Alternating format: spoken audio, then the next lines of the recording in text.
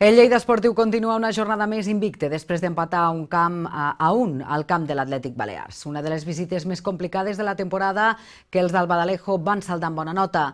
L'equip continua transmetent bones sensacions i acumulant bons resultats en un inici de lliga esperançador. El Lleida Esportiu es manté invicte aquesta temporada després d'arrencar amb valuós empat d'un camp difícil com és el de l'Atlètic Balears. L'equip es va tornar a mostrar sòlid i va saber aguantar l'empenta local davant un rival que intentava treure profit de les condicions especials del seu camp, de dimensions reduïdes i gespa artificial. A més, va tenir la capacitat de posar-se per davant al marcador. Ho va fer gràcies a Jorge Félix, que rematava de cap una bona centrada d'Aitor Núñez. Era el minut 36 i amb aquest resultat s'arribava al descans.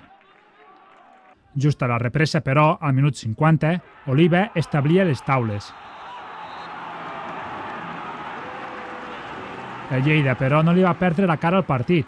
Va tenir ocasions per endur-se els 3 punts i també es va mostrar encertat al darrere, evitant en un parell d'ocasions la diana local. Al final, empat a 1 i els blaus ja acumulen 5 jornades sense conèixer la derrota. Havíem fet molta feina, els havia dit que era importantíssim guanyar la primera part, anar al descans amb avantatge, perquè sabien que si la segona part l'empatàvem el partit era nostre.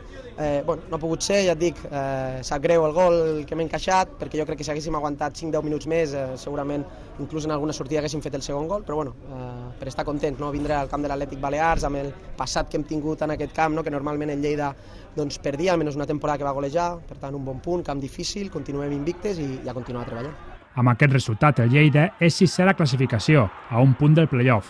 La pròxima jornada rebrà el camp d'esports a l'Atlètic Saguntí.